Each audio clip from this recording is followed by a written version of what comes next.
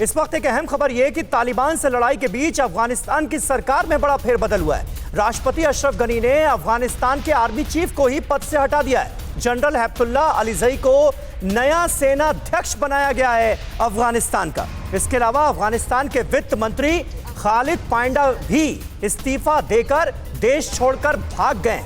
ये एक बड़ी जानकारी इस वक्त सामने आ रही है। बड़ा फेरबदल हुआ है अफगानिस्तान की हुकूमत में।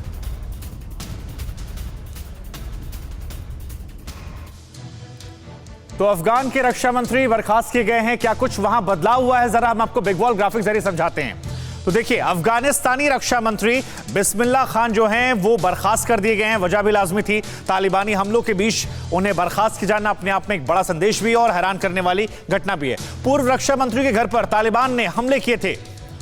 आपको बता दें, सेना अध्यक्ष जनरल वली मोहम्मद को भी वहां से हटा दिया गया है। तो लगातार जो बदलाव हो रहे हैं वो एक के बाद हो रहे हैं। जनरल हैबतुल्ला अलीजई को नया सेनाध्यक्ष बनाया गया है।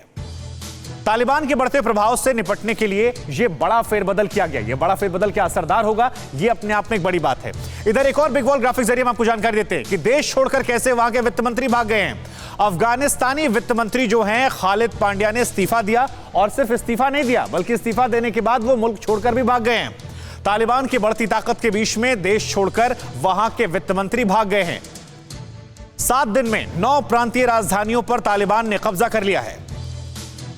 तो बड़ी बात यह कि वित्त मंत्री वहां से भाग गए, ट्वीट करके इस्तीफे की जानकारी दी और नहीं कोई वजह बताई और वहां से वो निकल गए। तो तमाम खास मेहमान जो हैं वो लगातार हमारे साथ बने हुए हैं। पूर्व राजनयिक भी हमारे साथ बने हुए हैं। अचल सर, जरा ये बताइए कि जो सवाल मैंने शुरुआत में पूछा था कि कहां पर कमी हो रही है। ट्रेनिंग में कमी नहीं है, साजो सामान में कमी नहीं है, क्या जो पॉलिटिकल डिफरेंसेस हैं वो इतने बड़े अफगानिस्तान में हैं कि वहां पर तालिबान का कब्जा हो जाए लेकिन डिफरेंसेस क्लियर नहीं कर सकते? क्योंकि अमेरिका यही कह रहा है कि सभी को साथ आना है अगर आपको बचाना है अपना मुल्क। तो देखिए, समय मेरे हिसाब से 3 या 4 चीजें बहुत इंपॉर्टेंट है। ठीक है, न्यूमेरिकली जो है अफगानिस्तान की जो फौजें हैं वो कहीं ज्यादा हैं, शायद 3 या 4 गुना है जैसे।